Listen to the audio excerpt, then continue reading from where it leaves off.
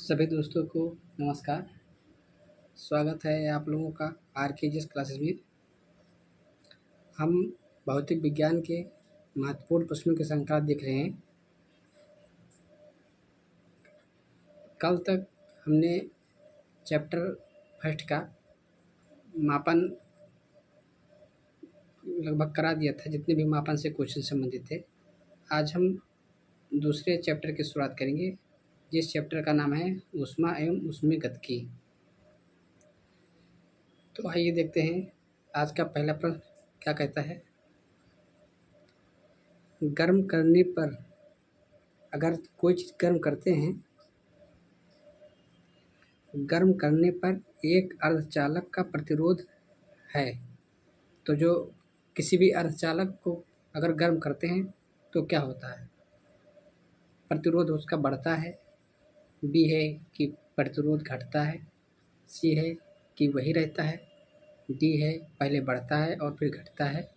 ई है उपरोक्त में से कोई नहीं, उपरोक्त में से एक से अधिक। ये बीपीएससी 2020 में पूछा गया क्वेश्चन है। तो जब किसी अर्धचालक को हम गर्म करते हैं तो उसका जो प्रतिरोध होता है वो घटता है, यानी इसका जो सही आंसर होगा वो होगा आंसर नंबर बी। आइए देखते हैं प्रश्न संख्या 2। 50 डिग्री सेल्सियस का मान फ़ारेनहाइट स्केल में है। पहला है 104 डिग्री फ़ारेनहाइट, बी है 122 डिग्री फ़ारेनहाइट, सी है 100 डिग्री फ़ारेनहाइट, डी है 75 डिग्री फ़ारेनहाइट। ई है उपरोक्त में से कोई नहीं या उपरोक्त में से एक से अधिक। ये भी बीपीएससी प्री 2019 में पूछा गया क्वेश्चन है। तो इसका जो सही आंसर होगा वो होगा आंसर नंबर बी, यानी जो 50 डिग्री सेल्सियस का मान फ़ारेनहाइट स्केल पर होता है वो होता है 122 डिग्री फ़ारेनहाइट, यानी आंसर नंबर बी होगा। आइए देखते हैं प्रश्न संख्या 3। निम्नलिखित में से किससे आग को सबसे जल्दी बुझाया जा सकता है? जब कभी भी घर में आग लगती है तो उसको सबसे जल्दी किससे बुझाया जा सकता है? पहला है शीतल जल द्वारा, बी है उबलता जल द्वारा, सी है गर्म जल द्वारा, डी है बर्फ द्वारा। तो इसका जो सही आंसर होगा वो होगा आंसर नंबर बी, यानी अगर आग जल रही है तो उसमें अगर उबलता हुआ जल डाल देंगे तो वो जल्दी बुझ जाएगी। आइए देखते हैं प्रश्न संख्या 4 की तरफ। निम्नलिखित में से किसमें ऊष्मा की हानि मुख्य रूप से संवहन यानी कन्वेक्शन के कारण नहीं होती है? पहला है उबलता जल, बी है भूमि और समुद्री मंदपवन, सी है वात्या भट्ठी के चारों ओर वायु का परिसंचरण, डी है बल्ब के तंतु में धारा प्रवाहित होने के कारण बल्ब के कांच की सतह का गर्म होना। ये CDS 2018 में पूछा गया क्वेश्चन है। तो इसका जो सही आंसर होगा वो होगा आंसर नंबर डी, यानी जो कन्वेक्शन है उसके द्वारा जो बल्ब के तंतु में धारा प्रवाहित होने के कारण बल्ब के कांच की सतह गर्म होना। यहाँ संवहन का मतलब कन्वेक्शन का होता है कि जैसे अगर पानी उबालते हैं तो पानी से जो भाप निकलती है तो जो भाप होता है वो हमेशा ऊपर की तरफ जाता है। तो कन्वेक्शन में यानी संवहन में यही होता है कि अगर किसी चीज़ को गर्म करते हैं तो ऊपर की तरफ निकलती है, तो इसी को कन्वेक्शन कहते हैं। आइए देखते हैं प्रश्न संख्या 5। ऊष्माहान बराबर ऊष्मा वृद्धि का संबंध निम्नलिखित में से किससे निरूपित होता है? पहला है तापीय संतुलन का सिद्धांत, बी है रंगों का सिद्धांत, सी है कैलोरीमिति का सिद्धांत, डी है वाष्पन का सिद्धांत। तो जो ऊष्माहान और ऊष्मा वृद्धि का संबंध है उसका जो सही आंसर होगा वो होगा आंसर नंबर सी, यानी जो कैलोरीमिति का सिद्धांत है उस पर कार्य करता है, यानी आंसर नंबर सी होगा। आइए देखते हैं प्रश्न संख्या 6, जो एक समीकरण है। केल्विन ताप यानी टी टेम्परेचर और सेल्सियस तापमान यानी टी टेम्परेचर के बीच सही संबंध निम्नलिखित में से कौन सा है? पहला है ये दो स्वतंत्र मापन तापमान स्केल है। बी है टी बराबर जो स्मॉल टी सी है, सी है कैपिटल टी बराबर small T C minus 273.15। D है capital T equal to T suffix में प्लस 273.15। तो इसका जो सही संबंध होगा वो होगा 6 का डी, यानी इसका सही आंसर डी होगा। आइए देखते हैं प्रश्न संख्या 7। 40 डिग्री सेल्सियस का मान फ़ारेनहाइट स्केल में है।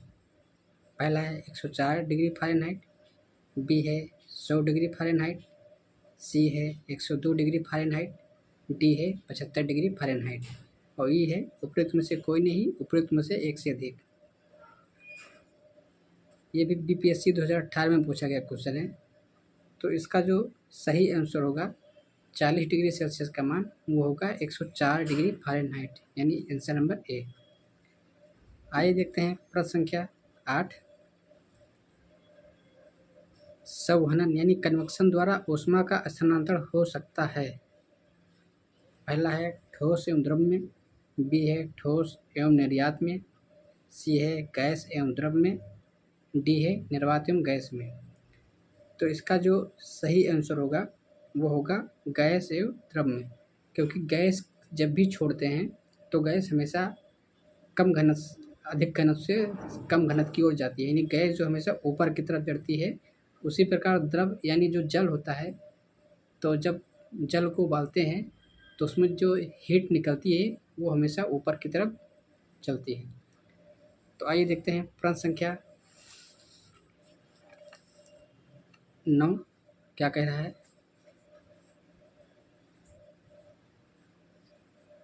माना कि औसत तापमान सेंटीग्रेड सी तथा फ़ारेनहाइट एफ हो, तो सी तथा एफ यदि सी तथा एफ का संबंध F equal to 9/5 C plus 32 हो तो एफ तथा सी का संबंध क्या होगा। तो ये एक प्रकार का समीकरण है। तो इसका जो सही आंसर होगा वो निकालना पड़ेगा, हमारे पास ये उपलब्ध नहीं है।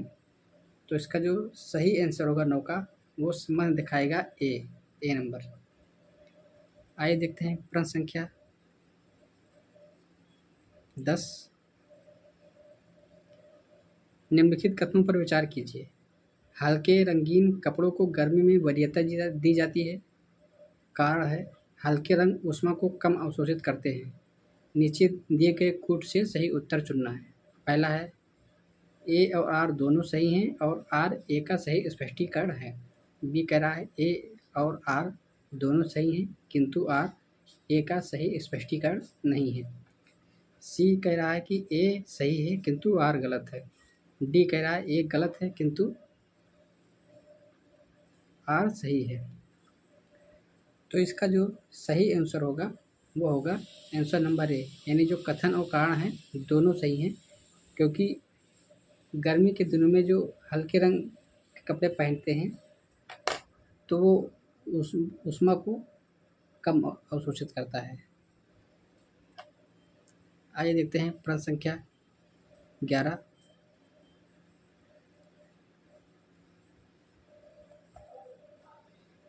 नीचे एक असर्शन यानी कथन दिया गया है और उसका कारण भी दिया गया है। पहला कथन है ऊंचाई वाले स्थान में भोजन पकाने के लिए उसमें नमक मिलाया जाता है।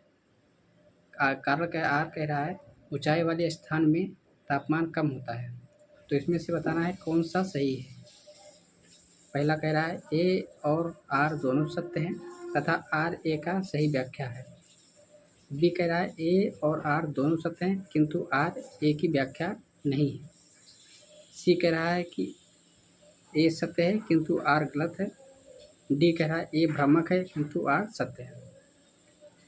तो इसका जो 11 नंबर का सही आंसर होगा वो होगा आंसर नंबर बी, यानी कथन और कारण दोनों सत्य हैं किंतु जो कारण है वो कथन की व्याख्या नहीं कर रहा है। आइए देखते हैं 12 नंबर। जब सीले बिस्कुट को थोड़ी देर के लिए फ्रिज के अंदर रखा जाता है तो वह कुरकुरे हो जाते हैं, क्यों।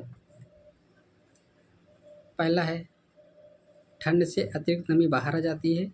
बी है फ्रिज के अंदर आर्द्रता कम होती है, इसलिए अतिरिक्त नमी अवशोषित हो जाती है।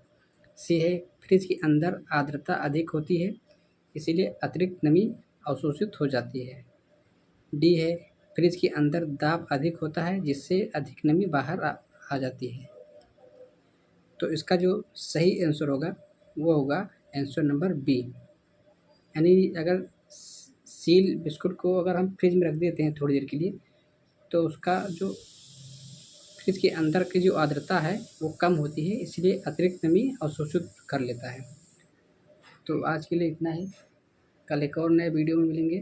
तब तक के लिए वीडियो को पूरा देखिए तथा शेयर कीजिए। कल फिर मिलेंगे। नमस्कार, जय हिंद, वंदे मातरम।